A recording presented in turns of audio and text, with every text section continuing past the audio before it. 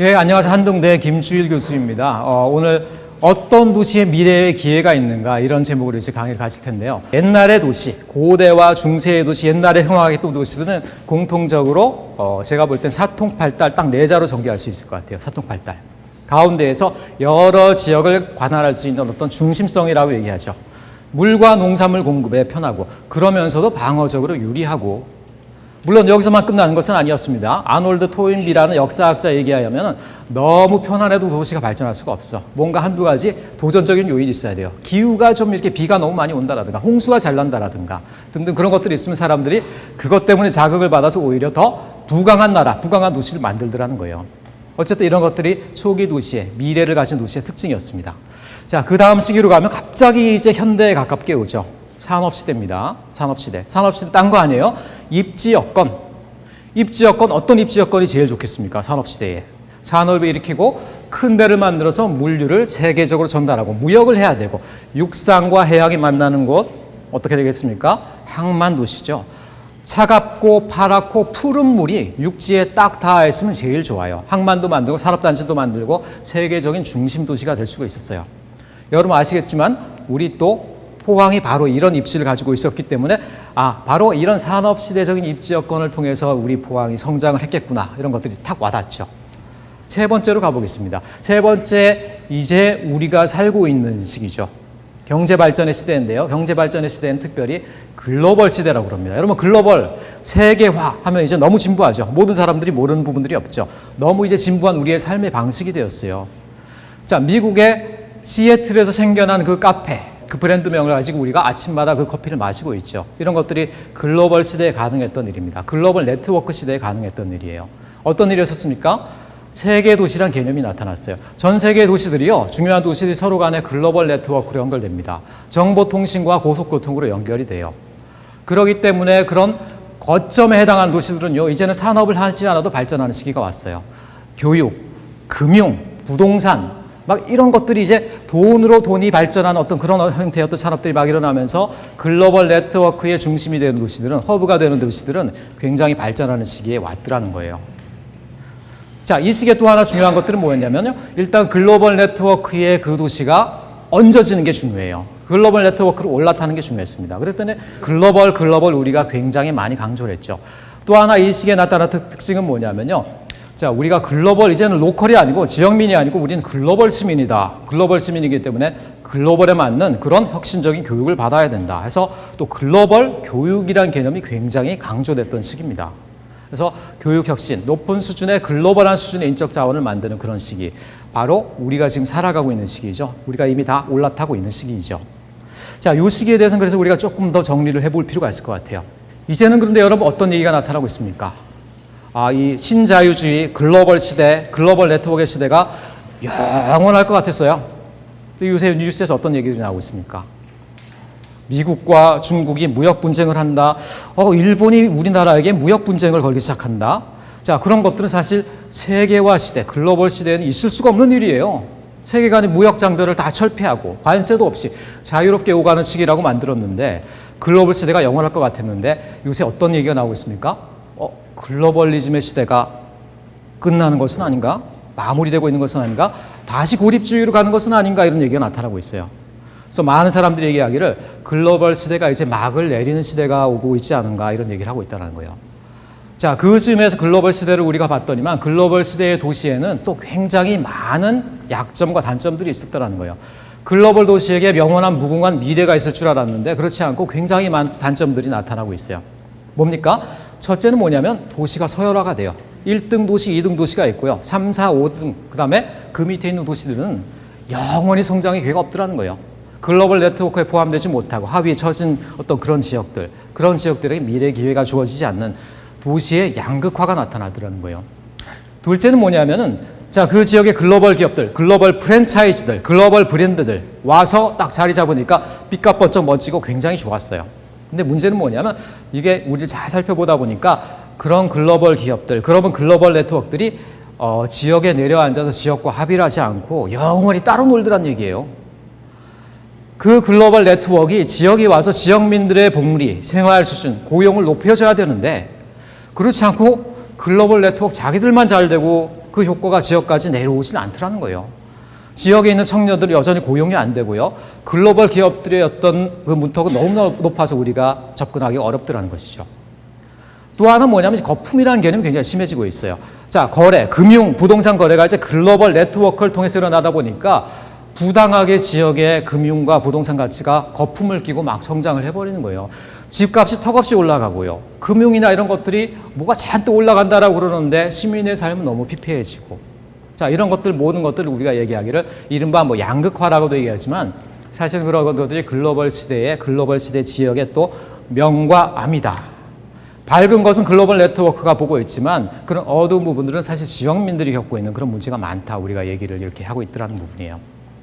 드디어 미래에 대한 그리고 이미 싹을 틔운 혁신 발전 시대. 물론 이 명칭 자체는 제가 이제 편안하게 부른다고 붙인 명칭이에요. 혁신 발전 시대로 나가지 않느냐 이런 생각을 하고 있어요. 자, 그리고 이 시기에는 그럼 무엇이 좋았는가? 산업 시기에는 입지가 중요했고 글로벌 시대는 글로벌 네트워크에 포함되느냐 안 되느냐가 중요했다. 이 시기에는 이제 많은 사람들이 조용히 하지만 강력하게 하는 얘기들이 뭐냐? 그 지역에 창조적 역량이 중요해지는 시기다. 창조적 역량들. 이제 여러분 교통과 정보통신은 이제 발달할 만큼 발달했어요. 어떤 도시도 이제 오지는 없습니다. 어느 정도 이제 정보통신, 인터넷 안 되는 건 없죠. 여러분 폰 하나만 들여다본다고 하더라도 세계 모든 것을 여러분이 관찰할 수 있어요. 입지 여건이 더 이상 중요하진 않은 것 같습니다. 도시 간의 접근성이 이제 평준화가 됐어요. 그리고 드디어 신산업이 도래한 시대가 됐는데 이 신산업이라는 게 4차 산업 이런 것들이 성격이 좀 묘해요. 자, 뒤에 내용을 한번 살펴볼 텐데 이 혁신 발전 시대에 이제 3대 키워드가 있다라고 해서 제가 3개의 키워드를 한번 가장 많이 얘기되는 키워드를 제가 한번 조사를 해봤어요. 첫째는 이제 크리에이티브 클래스다에서 창조 계층, 창조력을 갖춘 계층들이 있더라. 그리고 그 계층들이 지역을 만들어가는 그런 힘들이 굉장히 크더라. 예전에 어떻습니까? 입을 벌리고 있으면 거대한 산업, 글로벌 네트워크가 와서 우리를 삼켜서 부유함을 만들어주는 그런 시대였다라는 건데 이제는 그게 아니고 이제는 산업도 아니고 글로벌 네트워크도 아니고 다시 왠지 사람으로 돌아가는 시기가 온다는 것 같다는 거예요. 그래서 창조계층의 역할이 굉장히 중요하다 이런 어떤 정리를 많이 내리고 있고요.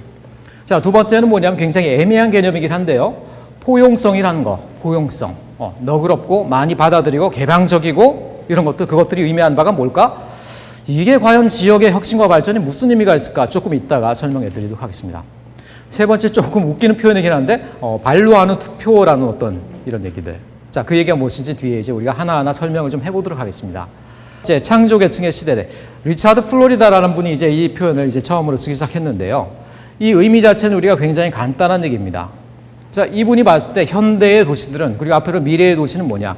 과거에는 산업이, 과거에는 입지 여건의 도시의 흥망성쇠를 정했던 데 비해서 앞으로는 창조적 재능을 가진 소수의 사람들, 그 소수의 사람들이 뭡니까?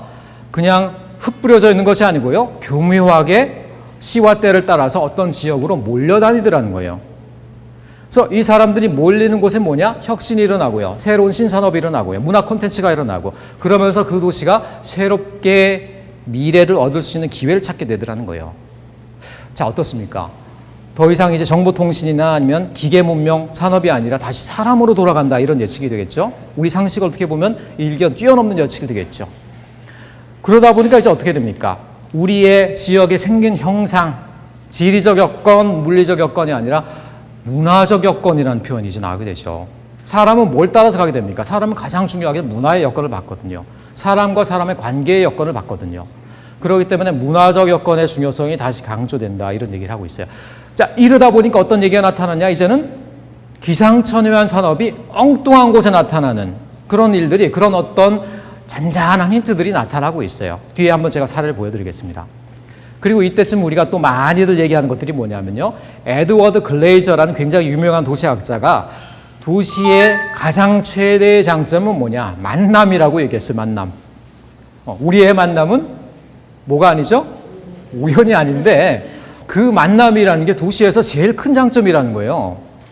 사실 도시의 매력, 도시 문화라는 건 만남에서 시작합니다. 그렇죠? 만남. 우리가 지하철을 타고 오다 가다가 사람들의 발을 밟고 인사하고 그러다가 어떻게 보니까 또 고향도 같고 얼굴도 잘생겼고 해서 친구가 되고 이런 것들이 뭐냐면 농촌에서도 일어나지 않아요. 인구가 없는 곳에 일어나지 않아요. 사람들이 불편하더라도 빽빽하게 몰려 살고요. 인구가 많은 곳에서 만남들이 일어나고 우연과 필연 간의 만남들이 사람들을 엮고요. 그 가운데 서로 간에 창조적인 자극을 주고받고요. 그러면서 거기서 문화가 싹트고 엉뚱한 창업이 나오기도 하고 엉뚱한 혁신이 나오기도 하고 그런 거라는 거죠.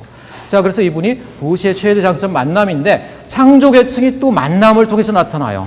만남을 굉장히 중요시하는 계층들이에요. 그래서 이들은 만남의 기회가 있는 곳으로 몰려다닌다. 이런 연구 결과들이 많이 나오고 있습니다. 우리나라도 그런 싹들이 나타나고 있어요. 경리단, 망리단, 그리고 경주 지역에 오면 황리단. 요새 여러분 새로운 세대들이 첨성대 보러 경주에 오신 줄 아시죠? 첨성대 물론 오기는 와요. 사진 한번 찍습니다. 그 다음에 어디로 가요? 좌표를 찍고 황리단 길로 갑니다. 가서 이렇게 줄을 서가지고요. 식당을 들어가고 있어요. 뭔 일입니까? 굉장히 새로운 변화죠. 이런 일들이 왜 생겼습니까? 자, 경리단 길의 위치를 보면요. 이태원 상권, 거대한 상권, 먹자골목 아니에요. 근린 상권의 조만한 재래시장에 가까운 그런 골목길이었어요. 근데 거기에 어떻게 됩니까? 자기 나름대로의 고집을 가지고 자기 나름대로의 어떤 혁신적인 조그만 베이커리, 카페, 그리고 인테리어, 자기 창조력을 뽐내는 조그만 가게들, 소품종, 개성형 상점 그런 것들이 하나둘 들어서요. 그러니까 어떻게 됩니까? 이 사람들은 서로 간에 만남을 위해서 몰려드는 경향이 있어요. 그 길거리를 따라서 쭉 몰려서게 됩니다. 경리단길이 되어버렸어요. 그리고 작년, 재작년 3년 동안 전국에서 검색이 제일 많이 되는 지역으로 경리단길이 뽑혔습니다. 황리단길이 전국 3위까지 올라갔어요. 그리고 어떻게 이런 일이 났습니까? 정책에 의해서, 입지 여건에 의해서? 아니에요. 창조계층이 몰리니까 이렇게 전국의 지형을 바꿔버리더라는 거예요. 이런 일들이 우리나라에서 나타나고 있다. 뭡니까? 창조계층의 이동, 그런 것들이 혁신을 만들어낸다는 거죠. 두 번째 키워드는 포용성이에요. 포용성. 여러분 포용성 얘기하면은 여러분들 여러 가지 얘기할 수 있겠지만 가장 간단한 사례를 하나 보여드리면요. 이탈리아의 볼로나라는 도시예요. 굉장히 오래되고 대표적인 창조 도시 중 하나입니다. 자, 이 도시 같은 경우는 특별하게 유럽의 역사 가운데 귀족계층, 토호가 없는 지역이었다라고 그래요. 그러다 보니까 중세 이후 현재에 이르기까지 가장 많은 상인, 상공인, 재주가 있는 사람들, 평민들, 창조를 가진 사람들이 가장 자유롭게 입주할 수 있었던 도시고, 그러다 보니까 지금으로 봐서 어떻습니까? 페라리 같은 거대한 기계공업, 오토바이 이런 거에서부터요, IT, 거기에서부터 구두라든가 수공업, 가내 수공업, 디자인 여러 가지 제품들이 가장 혁신적으로 융합되어 있는 도시가 볼로나다 이렇게 얘기를 하고 있어요. 창조계층의 신화는 사실은 오늘날뿐 아니라 옛날부터 있었더라는 것이죠. 마지막입니다. 마지막 키워드인데 발로하는 투표. 자, 찰스 티보라는 분이 1950년대 했다는 얘기인데요. 이게 이제 오늘날 우리 사회에 이루어지고 있어요. 후기 도시화 사회, 산업화 시대에는 이제는 지방과 지방이 굉장히 철저하게 분권화가는 시대가 와요. 우리나라도 그런 얘기 나오고 있죠. 지방 분권화하고 심지어는 경찰력도 지방 자치경찰로 간다 이런 얘기가 지금 헌법서부터 얘기가 되고 있죠. 자, 그런 시대가 사실은 꼭 좋기만 한 게 아니고요. 어떨 때는 무서운 시대가 됩니다. 그 지역에 이사 가려고 할 때 친구가 와서 말립니다. 야, 그 지역 가지 마. 그 지역 가보니까 행정력도 엉망이고 치안도 엉망이래. 그 옆에 있는 B 도시로 가. 자, 이렇게 되는 시대가 온다라는 거예요. 그렇게 되는 게 어떻게 됩니까? 사람들은 굉장히 이기적이에요. 자기 이익이 되는 지역이 어딘지를 철저하게 판단하게 됩니다. 투표를 하는 방식으로 그 지역을 선정하게 되는 거죠. 내가 그 지역에 갈까 안 갈까, 어느 지역으로 갈까, 사람들이 몰리는 지역과 그렇지 않은 지역이 철저하게 구분될 것이다. 그게 바로 발로하는 투표의 의미가 되겠어요. 그래서 미래의 기회를 얻으려면 포항 경북에 나아갈 길에 대해서 조금 정리를 해봤습니다. 창조 인력이 머무르는 도시가 돼야 돼요. 여러 가지 얘기가 나오고 있습니다. 만남의 기회가 많은 도시, 젊은 계층에도 기회가 있는 도시 얘기 나오는데 제가 좀 재미있는 표현을 한번 써봤어요. 지역 골품제에서 탈피하자. 골품제 여러분 뭡니까? 신라시대 통일시대에 있었던 성골, 진골은 무조건 왕족이고 육두품은 잘하면 전문가, 관료고 이런 얘기 있죠. 그 밑으로는 다 평민, 천민이고. 오늘날도 이게 살아있다라고는 믿으시겠어요, 여러분들? 그 지역에서 태어나서 그 지역에 유명한 고등학교 있죠. 그거를 나온 사람들이 그 지역의 모든 리더가 돼요. 외지에서 태어난 사람들은 여기 와 30년을 살고 아무리 기여를 해도 리더가 되지 못합니다. 올라간 한계가 육두품밖에 안 돼. 그런 것들이 우리나라 지역의 공공연한 비밀이에요. 포항이 제일 먼저 깨뜨려야 되지 않겠습니까? 글로벌한 포항이. 이게 우리나라 포용성의 핵심이에요. 그게 아니고 외국 이민자를 받아들이자 이런 것들은 그 다음에 얘기인 거예요. 그건 논외입니다. 지금 여기서는. 우리가 다른 지역에 있는 사람도 우리 지역에 와서 충분히 우리 지역의 리더가 될 수 있어. 그걸 우리가 시범적으로 보인다라고 그러면 창조계층들이 얼마나 북을 끓겠냐는 얘기죠. 창조의 작을 제공하고 만남의 기회가 있는 도시.